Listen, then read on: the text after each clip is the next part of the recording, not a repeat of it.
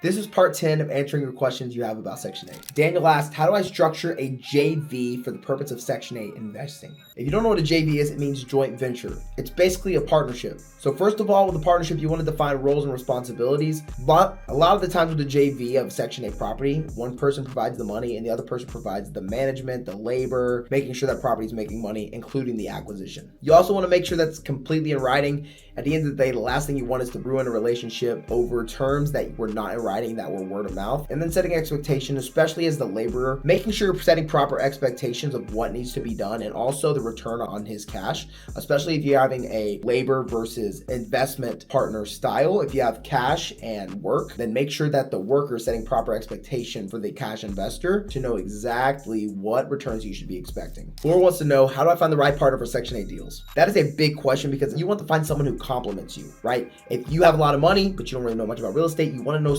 get with somebody who knows a lot about real estate, but doesn't maybe have that much money. Alex asked, how do I avoid partnership disputes? The best way to do that is to properly set expectations and also put everything in writing. If everything's in writing, then there's not much to dispute. But of course, with money, emotions are always high. So if I were you, I would choose your partner wisely. And the best way to do that is find someone who complements you and setting proper expectations with them. If you guys want to learn how to get into Section 8 investing, I would love to help you in any possible way I can. Comment invest below, and I will personally reach out to you.